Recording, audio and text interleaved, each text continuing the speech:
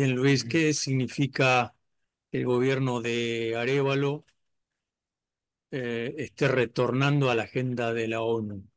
Explícanos un poquito eso.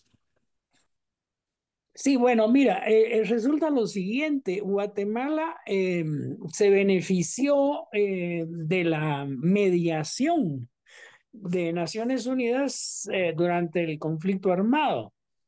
Eh, Allá por el año 91, después de que se iniciaron los procesos de paz en Centroamérica en el 87, el proceso de paz que se llamó de Esquipulas y que lo impulsó principalmente Vinicio Cerezo, que era el presidente de Guatemala en aquella época.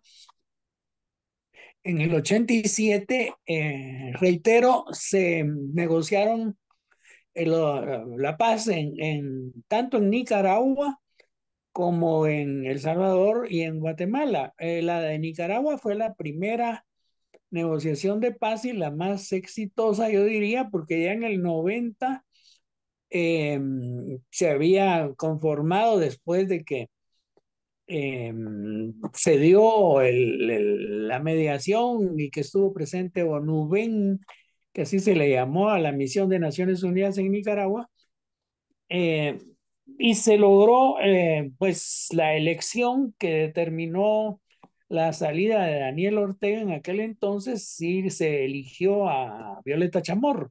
Ese es el primer proceso. El segundo es el de Salvador, que terminó en el año 92. Eh, Ahí se conformó la misión llamada ONUSAL y hubo también un mediador de Naciones Unidas que fue un ex canciller colombiano eh, de apellido Torres Ocampo, si mal no recuerdo, en fin. Eh, eh, pero hubo un proceso mediador. En Guatemala fue que se tardó mucho más porque el ejército se oponía, hubo intentos de golpe de Estado a Vinicio Cerezo. Finalmente fue el presidente Serrano quien en el 91, porque esa fue una promesa de campaña, inició este proceso de negociaciones de paz, el cual estuvo mediado por Naciones Unidas. El mediador de Naciones Unidas fue el francés Jean Arnaud, que fue enviado directo por el secretario general Boutros Ghali en aquella época. Entonces, este proceso culminó hasta el año 96 durante la gestión de Álvaro Arzú, que era el presidente de la República, y, y el canciller Eduardo Stein. Fue cuando a mí me nombraron embajador de Guatemala en Ginebra, la, que aquel entonces era la Comisión de Derechos Humanos de Naciones Unidas. Eh, Ahora es Consejo de Derechos Humanos. Siempre está ubicado en Ginebra. De modo tal que este proceso estuvo además monitoreado por la misión de Naciones Unidas para el proceso de paz que se llamó MINUGUA, ¿ah? Misión Naciones Unidas Guatemala, MINUGUA. Esta misión estuvo en Guatemala hasta el año 2004, una cosa así, eh, porque fue la encargada de monitorear el desmantelamiento de los grupos guerrilleros, de la insurgencia, la que se reconvirtió, se convirtió en un partido político. No hubo asesinatos de dirigentes guerrilleros ni nada por el estilo, funcionó muy bien, se desmanteló totalmente a la guerrilla. El partido político pues hasta presentó candidatos a la presidencia, uno de los cuales fue después presidente de la República, me refiero a Álvaro Colón. En fin, ya con otro partido, pero igual comenzó en esos años, ¿no? Eh, Así es que fue muy exitoso el proceso de paz. Esto permitió entonces que en el año 2006-2007, ya la idea venía del 2005, durante el gobierno de Portillo, se constituyera una misión internacional eh, contra la impunidad en Guatemala, MINUGUA.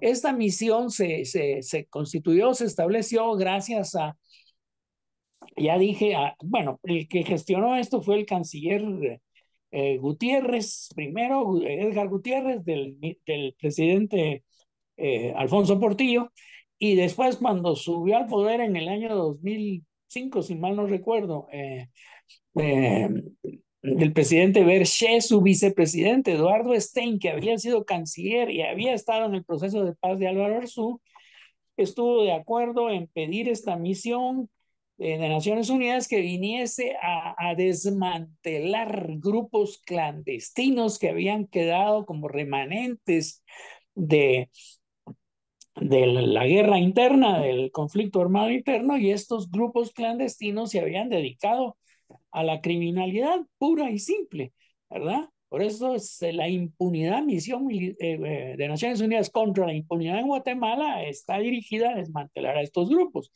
Pero estos grupos se habían dedicado a cosas como el contrabando, como el tráfico de drogas, como en fin, toda la criminalidad, la panoplia de la criminalidad que te puedas imaginar.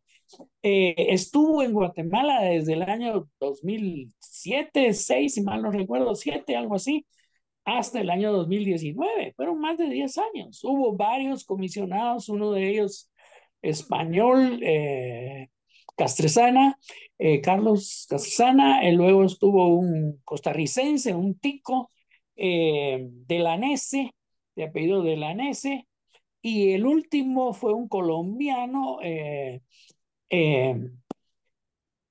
Iván Velázquez, que actualmente es el ministro de la Defensa del presidente Petro en Colombia, y él fue el más efectivo en la persecución de esta criminalidad. Eh, pero en el 2015 resulta que la acción de la CICIG apuntó nada más y nada menos que al presidente de la República. Y el presidente de la República era un militar, Otto Pérez Molina, y no solo él, sino su vicepresidente también, una señora Roxana Valdetti. Eh, Ambos estaban involucrados en una red criminal en las aduanas. Imagínate, hacían dinero con cada contenedor que entraba al país, sea por vía aérea, sea principalmente por vía terrestre, aunque los puertos estaban también infectados por esta criminalidad. Sí, atacó, entonces demostró pues con pruebas, porque la comisión estaba integrada por gentes de Argentina, de Chile, de España, de todos lados, eran realmente investigadores de alto nivel, entonces ponían escuchas telefónicas y todo, entonces estaba todo bien documentado y probado. Esto terminó primero con la renuncia de la vicepresidenta de la República y después del propio presidente de la República, que fue a parar a la cárcel. Entonces, te puedes imaginar, es un escándalo. Pero salió la ciudadanía a celebrar y a festejar y a decir que qué bueno que teníamos a la CICIG en Guatemala, etcétera, etcétera. Y continuó sus trabajos. Esto fue posible no solo gracias, debo decirlo, al presidente, al comisionado que teníamos, jefe de la misión, que era ya te mencioné el nombre, ¿no? Iván Velázquez, el colombiano, actual ministro de la Defensa del presidente Petro, sino que también gracias a la fiscal general, una persona que había sido presidente de la Corte Suprema de Justicia, una jurista de alto nivel, muy honesta, muy honrada, que colaboró con Velázquez, ¿no? En todas estas investigaciones, pero las investigaciones no solo terminaron con la renuncia del presidente, esto ocurrió a poco tiempo de que le tocaba su salida ya y hubo elecciones generales, pero hubo un presidente interino que fue nombrado por el Congreso de la República, un jurista de alto nivel también, Alejandro Maldonado. En fin, lo cierto es que en el 17, pero esto es curioso porque pasa en todos lados. Acaba de pasar en Argentina, les acaba de pasar a ustedes con el asunto de Milei, ¿no? Digo porque tú eres argentino.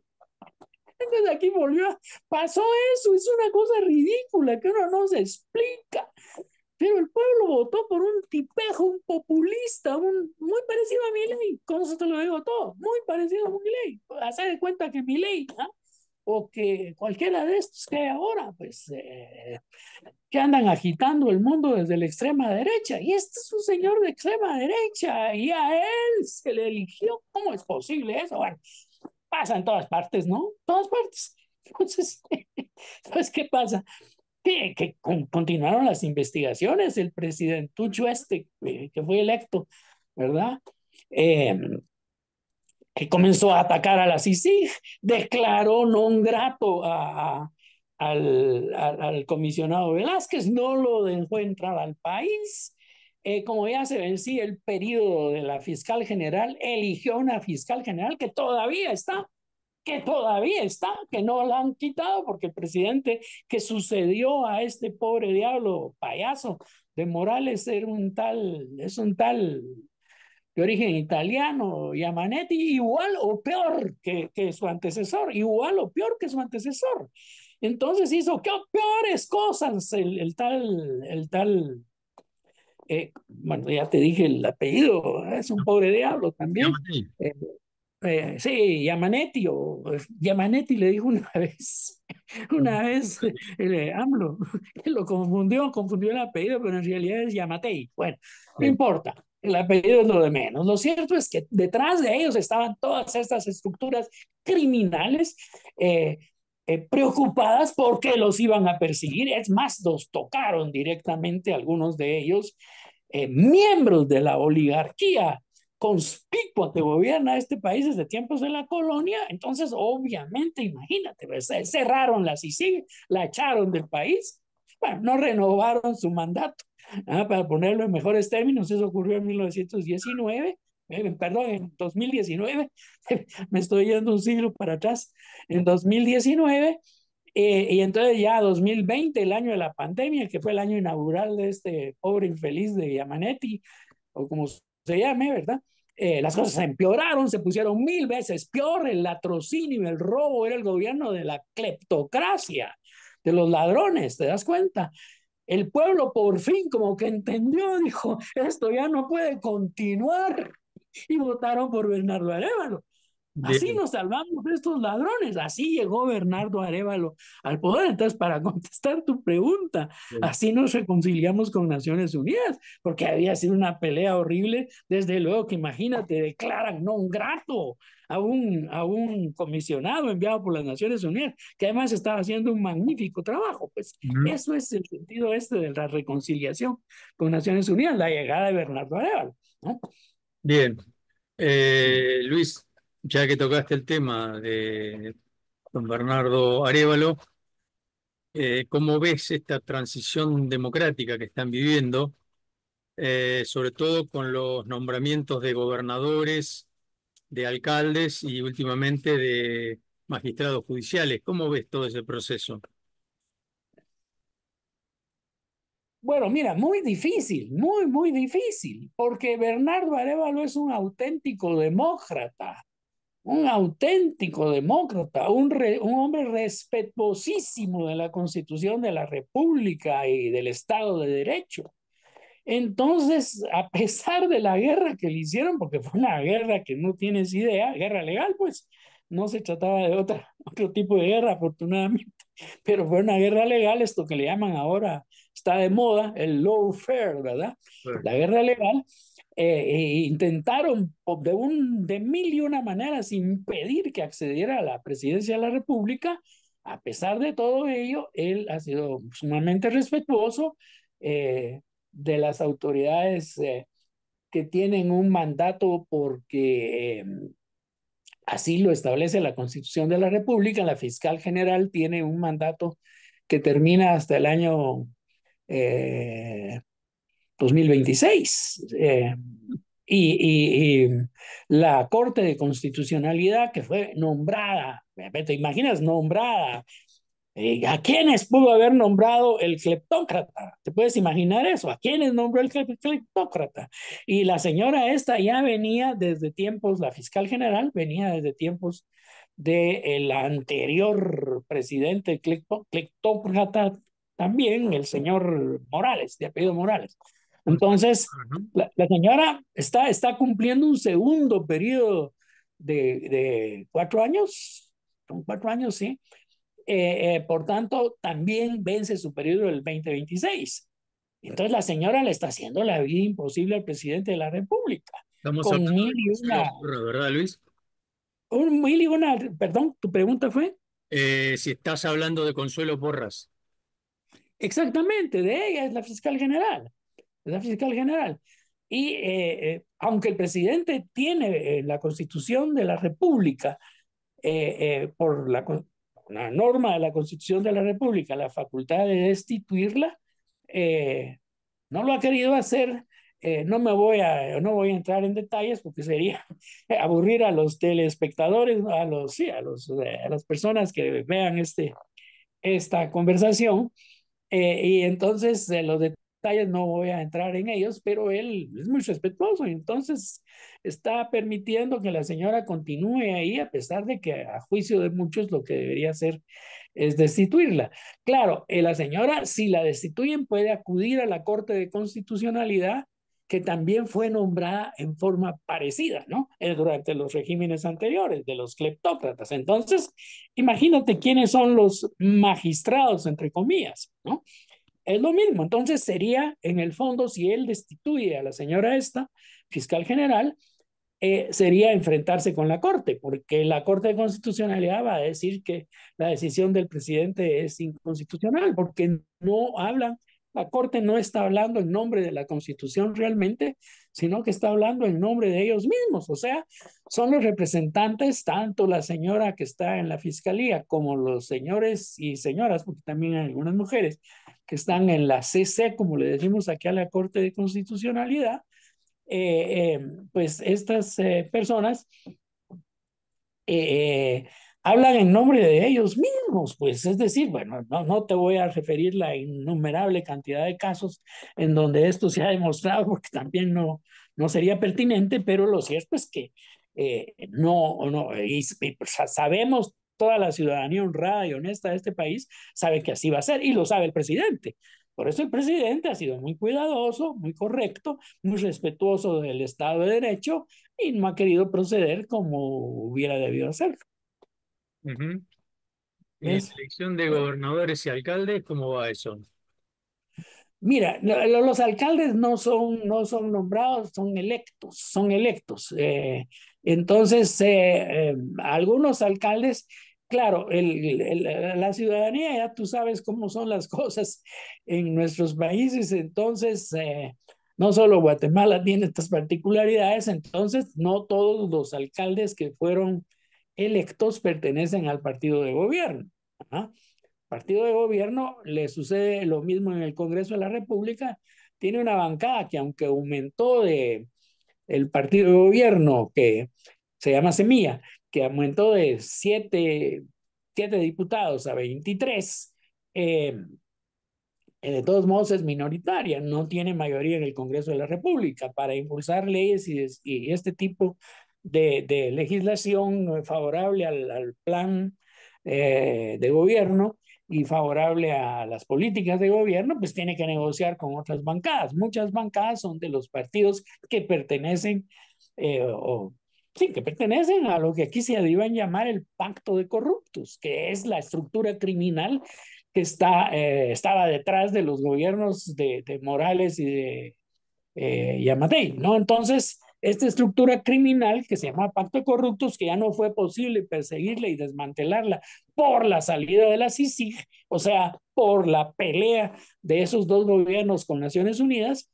entonces, esta, esta estructura criminal que se mantiene con partidos de nombre, ¿ves? Lo que les ponían cualquier nombrecito ahí, que vamos, que esto, que lo otro, eh, pues tienen no solo una numerosa presencia en el Congreso de la República, un Congreso de 160 diputados, así es que te imaginas, el partido de gobierno solo tiene 23. Bueno, no todos son corruptos, ¿no? Ahí se pueden hacer negociaciones y hay algunos partidos que han aceptado colaborar con el gobierno en cuestiones puntuales, pero no hay no hay una mayoría parlamentaria. Entonces todo esto hay que negociarlo, es muy difícil.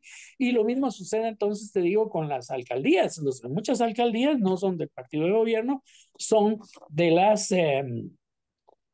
de los partidos contrarios al gobierno de la República. Y te pongo un ejemplo concreto en donde vas a ver tú y quienes nos escuchan van a saber por qué lo que te digo de la CC es así.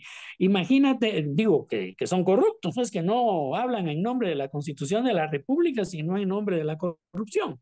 Eh, muchos alcaldes hacen obras, pequeñas obras que sean vistas por los ciudadanos como la realización del señor alcalde, te adoquinan las calles, cosas bonitas, reparan el edificio municipal, cosas de ese tipo, ¿no?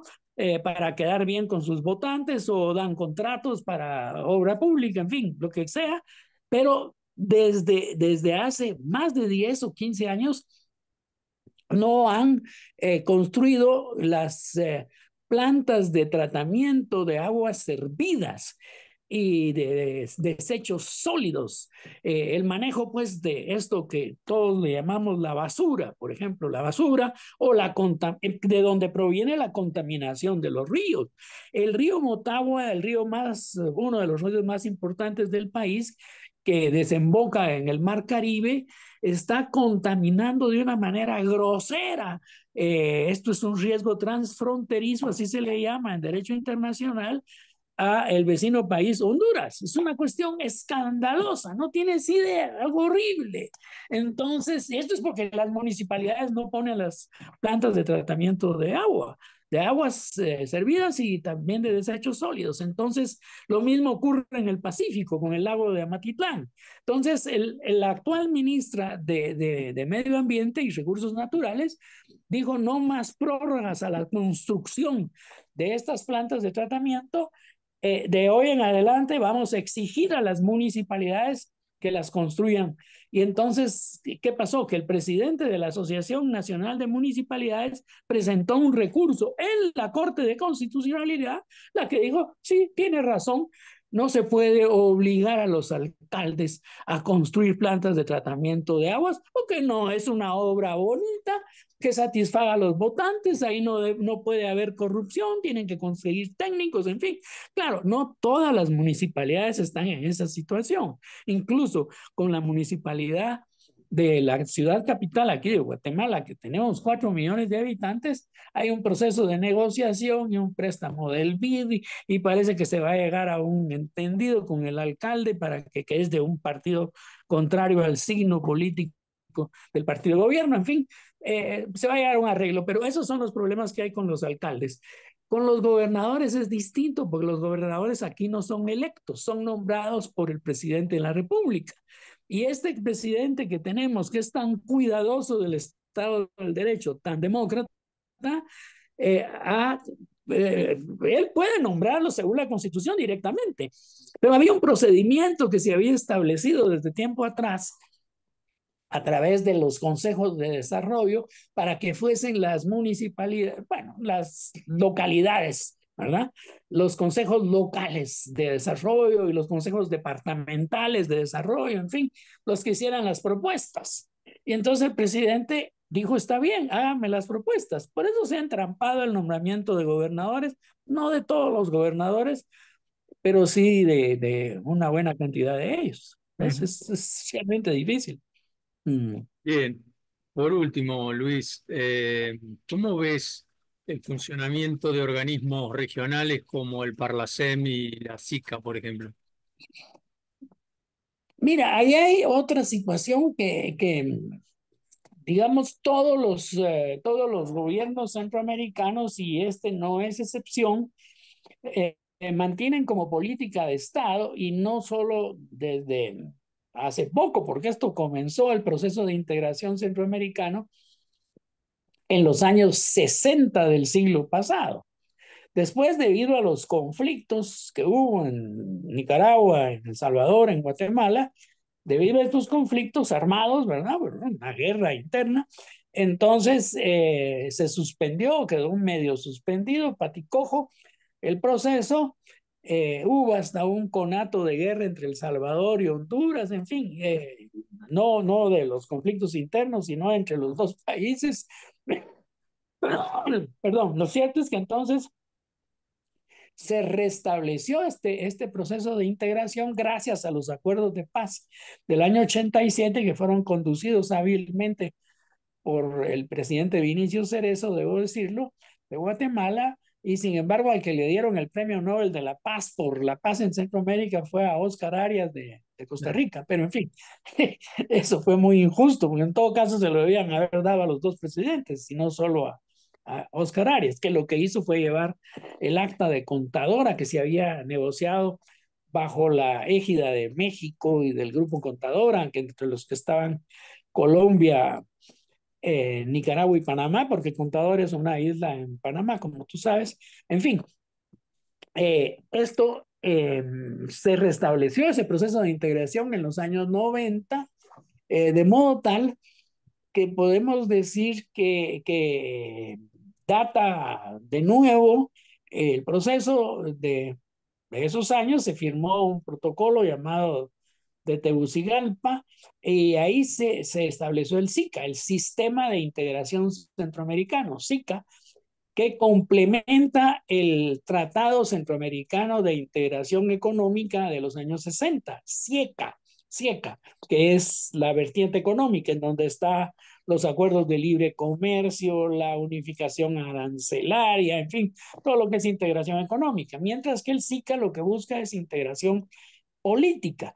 Eh, y integración, algo similar a lo de la Unión Europea, ¿no? Pues va en esa dirección, en ese camino. Eh, Así es que es más sólido, yo diría. La sede del SICA está en San Salvador, la sede de la CIECA está aquí en Guatemala. En fin, el SICA entonces conduce o debe conducir este proceso de integración. Sin embargo, han habido dificultades en los últimos años, debido a que no existe una buena relación con el presidente Daniel Ortega de Nicaragua, de muchos de los países de la región, Costa Rica, yo diría que incluso Guatemala, en fin. Hay un cierto distanciamiento ahí, la cosa no ha caminado bien. Hay dificultades, pero ahí está el proceso, porque es un proceso que es política de Estado en todos nuestros países. En todos nuestros países, ningún presidente te va a decir que está en desacuerdo o que no tiene la voluntad política de darle continuidad al proceso, al cual se han agregado, por supuesto, como tú sabes, ya lo dijimos en la reunión del lunes pasado, Belice, República Dominicana y Panamá, ¿verdad?